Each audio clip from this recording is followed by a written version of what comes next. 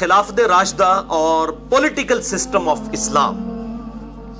اس کے حوالے سے امت لیول کی جو خدمت ہوئی ہے پوری امت میں، میری نظر میں اور کسی شخص نے نہیں کی سوائے ایک شخصیت کے، اور وہ ہے مولانا مودودی رحمہ اللہ تعالی المتوفی 1979 عیسوی۔ کیونکہ اس موضوع کو ہاتھ ڈالنا سیدھا 11,000 وولٹ کو پکڑنا ہے، کیونکہ سنی شیعہ کی تفریق ہو چکی ہوئی تھی، اور ظاہر ہے جب ایک فرقے کی لائن کھنچ جاتی ہے پھر حق بات کرنا ہر بندے کا حوصلہ نہیں ہوتا۔ اس وجہ سے یہ جو ایک ٹاپک ہے یہ ان اٹینڈڈ تھا اتنے عرصے سے، اور جب یہ ضرورت پڑی اسلام کی نشت ثانیہ کا آغاز ہوا تو اللہ تعالیٰ نے اس طریقے سے اپنے بندوں سے خدمت لی۔ تو مولانا مودودی رحمہ اللہ تعالیٰ کی 2 کتابیں 1400 سال میں اپنی نظیر نہیں رکھتی، بلکہ کسی اور نے لکھی نہیں پولیٹیکل سسٹم آف اسلام کے اوپر۔ ان 2 کتابوں کا میں یہاں پر تعارف کروا دیتا ہوں۔ پہلی کتاب ہے میرے بھائیو یہ الجہاد فی الاسلام۔ یہ چھوٹی سی کتاب ہے، لیکن چھوٹی بھی اتنی چھوٹی بھی نہیں ہے، تقریباً 500 صفحات کے اوپر مشتمل ہے۔ پولیٹیکل سسٹم آف اسلام، اس کے اوپر اس طرح کی اور کوئی کتاب نہیں۔ اس میں جو لونڈیوں کا سسٹم کیا ہے، اسی طریقے سے مسلمان پرشین امپائر اور رومن امپائر کے اوپر کیوں چڑھ دوڑے، اس کی حکمت کیا تھی، یہ تمام جتنے بھی غیر مسلموں کی طرف سے اعتراضات کیے جاتے ہیں یہ تمام چیزیں انہوں نے ایڈریس کی۔ اور یہ ڈاکٹر ذاکر نائک اور باقی جتنے لوگ جتنے بھی انٹرنیشنل سپیکر ہیں وہ جہاد اور قتال کے اوپر جو آرگومنٹس دیتے ہیں وہ من و ان کاپی کیے ہوئے ہیں اس کتاب کے۔ اور یہ کتاب مولانا مودودی نے اس وقت لکھی جب ان کی عمر صرف 22 سال تھی۔ 1903 کی پیدائش ہے، اس میں آپ 22 سال جمع کر لیں، 1925 میں یہ کتاب لکھی انہوں نے، اور اس پہ تقریر ڈاکٹر اقبال نے لگائی، اور انہوں نے فورس ہی کیا کہ یہ بندہ مسلمانوں کو لیڈ کرے گا، اور یہ الحمدللہ بہترین کتاب ہے، اور اس موضوع کے اوپر اور آپ کو کوئی کتاب نہیں ملے گی۔ تو یہ جو رومن اور پرشین امپائر جو اس وقت کی سپر پاورز تھیں، ان کے ساتھ جو مسلمانوں کا ٹکراؤ ہوا، آپ صلی اللہ علیہ وآلہ وسلم کی جو نبوت ہے، اس کی جو خبریں ہیں، اس کے اوپر موجود ہے کہ آپ صلی اللہ علیہ وآلہ وسلم نے یہ پریڈکشن کی تھی کہ اللہ تعالیٰ میری امت کو یہ خزانے عطا فرمائے گا۔ وہ انشاءاللہ آج ایک حدیث بھی اینڈ پہ میں اسی کانٹیکسٹ میں ڈسکس کروں گا۔ بہرحال یہ جو مشکل ترین ٹاپک ہے وہ اسی کتاب میں ایڈریس کیا گیا ہے، الجہاد فی الاسلام۔ بہرحال اب اس کتاب کی اگر آپ نے پریکٹیکل کوئی شکل دیکھنی ہے تو پھر عمر سیریز قطر والوں نے 30 اقساط کے اوپر سیدنا عمر فاروق رضی اللہ تعالیٰ عنہ علیہ السلام کی پوری بایوگرافی فلمائی ہے، بلکہ ان کو سینٹرڈ کرتے ہوئے آپ صلی اللہ علیہ وسلم کی پوری سیرت فرما دی گئی ہے، اعلان نبوت سے 6 سال قبل سے لے کر سیدنا عمر کی شہادت تک۔ اور اس کے کنسلٹنٹ کوئی عام مولوی نہیں ہے، بلکہ پورے سمجھ لیں سنیت کے امام اس وقت کے یوسف القرضاوی جو 1926 میں پیدا ہوئے اور مولانا مودودی کو اپنا مرشد مانتے ہیں وہ، اور بلکہ 1979 میں جب مولانا مودودی کا جنازہ پڑھایا جانے لگا، اس وقت امام کعبہ نے آنا تھا تو وہ نہیں آ سکے اپنی بیماری کی وجہ سے، تو پھر اب فلسطین مسجد کے امام بھی آئے ہوئے، بڑے بڑے ائمہ آئے ہوئے تھے، 6 لاکھ کے قریب جنازہ ہوا۔ پاکستان کی ہسٹری میں اتنا بڑا جنازہ کسی کا نہیں ہوا، قذافی اسٹیڈیم پورے کا پورا بھرا ہوا تھا۔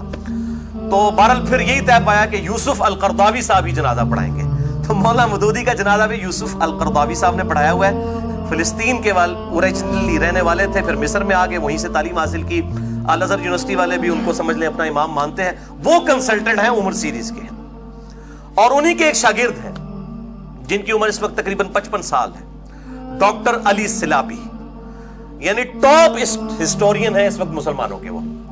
انہوں نے خلفائے راشدین کے اوپر سیدنا ابو بکر، عمر، عثمان و علی رضی اللہ عنہم اجمعین علیہم السلام پہ اتنی موٹی عربی میں کتابیں لکھی ہیں، اور دارالاسلام پبلیکیشن نے اردو ترجمے کے ساتھ ان کی کتابیں خلفائے راشدین پہ شائع کی ہیں، جو دنیا میں سب سے بڑا اہل سنت کا اور خصوصاً اہل حدیث کا ادارہ ہے، ڈاکٹر علی سلابی۔ اور وہ ہیں، یہ 2 بندے ہیں جو کنسلٹنٹ ہیں اس فلم کے، عمر سیریز کے۔ تو اس کے اب ہم نے کچھ کلپس چڑھانے شروع کیے ہیں، ایک چڑھایا ہے ابھی، یوٹیوب پہ تو اجازت نہیں ہے لیکن فیس بک کے ذریعے دوسرا بھی انشاءاللہ تعالیٰ تیار ہو رہا ہے، اور آہستہ آہستہ کر کے ہم جو کریٹیکل ہیں کلپس وہ اردو سب ٹائٹل کے ساتھ بھی انشاءاللہ لے کر آئیں گے انشاءاللہ تعالیٰ۔ اور میرے بھائیو دوسری کتاب ہے مولانا مودودی کی، یہ خلافت و ملوکیت، جسے میں علمی ایٹم بم کہتا ہوں، کہ خلافت کس طریقے سے ملوکیت میں بدل گئی صرف آپ صلی اللہ علیہ وآلہ وسلم کی وفات کے 30 سال کے بعد۔ اس کتاب کو لکھنے کی انٹینشن مولانا مودودی کی کوئی سنی شیعہ کنفلکٹ کے اوپر نہیں تھی، بلکہ جب پولیٹیکل سسٹم آف اسلام کے اوپر باتیں شروع ہوئیں تو مولانا مودودی نے کہا کہ میں ہی ایک ایسی کتاب لکھ دوں بجائے اس کے کہ گورے مسلمانوں کو پولیٹیکل سسٹم اسلام کا سمجھانا شروع کریں، مسلمانوں کی صحیح تاریخ لوگوں کے سامنے لائی جائے۔ تو یہ کتاب انہوں نے اس انٹینشن کے ساتھ، اس کا آپ مقدمہ پڑھ لیں، 1.5 صفحے کا صرف مقدمہ ہے کہ میں نے کتاب کیوں لکھی ہے۔ یہ تو لوگ پھر اس کو اور سے اور طرف لے گئے، یہ بڑی پازیٹیو کوشش تھی، اور سنی شیعہ فرقہ واریت کی لعنت سے بالا تر ہو کر یہ کتاب خلافت و ملوکیت لکھی گئی، اور اس کا عربی میں تو ترجمہ بہت پہلے ہو گیا تھا الخلافہ والملک کے نام سے، اور انگلش میں بھی ہے، اور کئی زبانوں میں اس کا ترجمہ الحمدللہ ہو چکا ہے۔ اور میرے بھائیوں، اسی خلافت و ملوکیت کا دفاع کیا ہے میں نے کہ as far as doctrine of خلافت و ملوکیت is concerned with reference to صحیح بخاری اور صحیح مسلم، تو وہ ڈاکٹرائن بالکل فٹ ان بیٹھتی ہے بخاری اور مسلم کی احادیث کی روشنی میں۔ تو میں نے الحمدللہ اس کا علمی دفاع کیا ہے۔ اس کو محدثین نے ٹاپک بنایا ہے، صحیح بخاری کے اندر باقاعدہ علامات النبوہ کا چیپٹر ہے، مشکات کے اندر آپ کو کمبائنڈ فارم میں تیسری جلد کے اندر یہ ساری چیزیں مل جائیں گی۔ البتہ سب سے بڑا کام اس حوالے سے اس امت میں امام حاکم نیشاپوری، جنہوں نے المستدرک للحاکم لکھی ہے، المتوفا 405 ہجری، ان کے لائق ترین شاگرد ہیں امام ابو بکر احمد بن حسین بن علی البیہقی، جنہیں امام البیہقی کہا جاتا ہے، المتوفا 458 ہجری۔ انہوں نے ایک کتاب لکھی ہے دلائل النبوہ۔ الحمدللہ یہ کتاب بھی جو 3286 احادیث کا مجموعہ ہے، 3286 احادیث ہیں، اردو میں 3 جلدوں میں شائع ہو کر الحمدللہ مارکیٹ میں آ چکی ہے۔ یہ اردو ترجمہ میرے پاس ہے، دلائل النبوہ،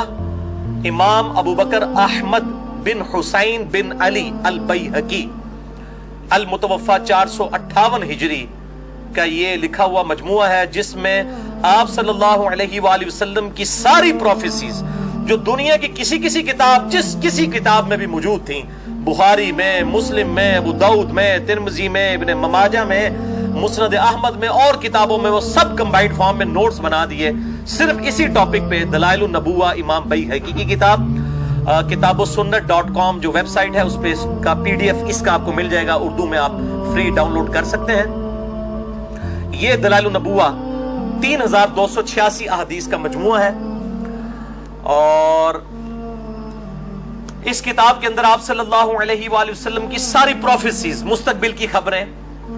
احادیث بھی اور آثار بھی، صحابہ کرام علیہم رضوان کی کرامات بھی، آپ صلی اللہ علیہ وآلہ وسلم کے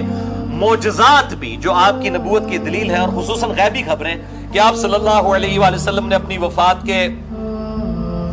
30 سال بعد، 50 سال بعد، 100 سال بعد، ایون 500 سال بعد کی جو پروفیسیز کی تھیں وہ من و عن اسی طریقے سے پوری ہوئیں، اور کئی ایسی تھیں جو دلائل النبوہ کی کتاب کے بعد پوری ہوئیں، کیونکہ یہ تو 458 ہجری میں فوت ہوئے نا۔ تاتاریوں کے مسلمانوں پہ حملہ کرنے کی جو بخاری مسلم میں احادیث ہیں، وہ پروفیسی تو امام بیہقی کے مرنے کے بھی تقریباً 100 سال کے بعد پوری ہوئی، یعنی انہوں نے بھی ان کو نہیں دیکھا لیکن وہ بھی پوری ہوئی۔ بال یہ سب کمبائنڈ فارم میں جمع کر دیں، اس کا نام رکھا دلائل النبوہ۔ اور یہ کتاب کا ٹاپک یہ ہے کہ why we Muslims do believe in محمد صلی اللہ علیہ وآلہ وسلم to be a prophet of God, to be a messenger from God۔ ہم مسلمان کیوں نبی صلی اللہ علیہ وسلم کو اللہ کی طرف سے بھیجا ہوا پیغمبر مانتے ہیں، اس کی دلیل کیا ہے؟ وہ آپ صلی اللہ علیہ وآلہ وسلم کی پروفیسیز کا من و عن پورا ہونا ہے،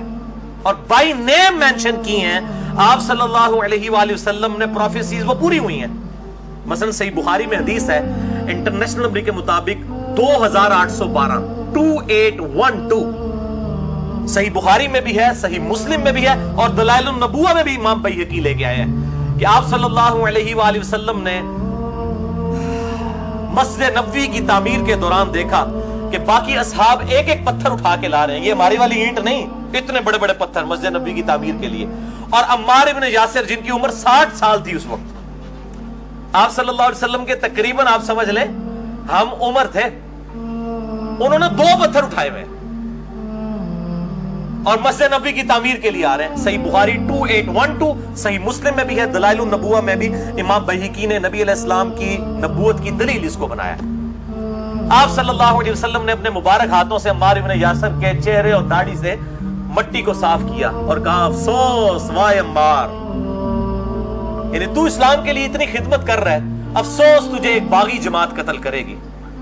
تو اس جماعت کو اللہ اور جنت کی طرف بلا رہا ہوگا اور وہ جماعت تجھے دوزخ کی طرف بلا رہی ہوگی. بائی نیم مینشن کر دیا.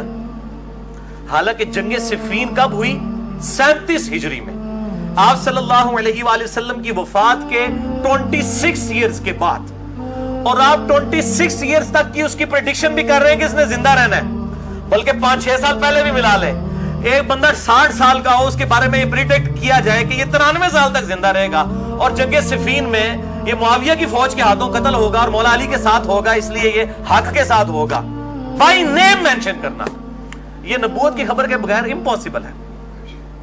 3 سال کے بچے کا تو آپ کہہ سکتے ہیں 30 سال تک پہنچ جائے گا, جو پہلے ہی 60 سال کا ہو اس کے بارے میں پریڈکٹ کرنا یہ 93 سال تک جائے گا, اور پھر اس کو مارے گا بھی کون؟ بہت بڑی پروفیسی تھی,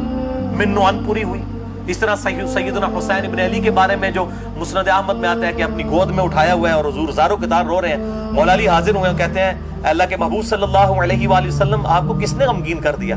تو آپ نے فرمایا ابھی بھی میرے پاس جبرائیل آئے تھے, انہوں نے مجھے خبر دی کہ آپ اس سے اتنا پیار کر رہے ہیں اور آپ کی امت اسے فرات کے کنارے پیاسا شہید کر دے گی. پھر انہوں نے ہاتھ بڑھا کر فرات کے کنارے سے مجھے سرخ مٹی بھی دکھائی کربلا کی, جہاں پہ میرے نواسے کو شہید کیا جائے. لیکن امام بہقی کو کوئی رافضی نہیں کہتا,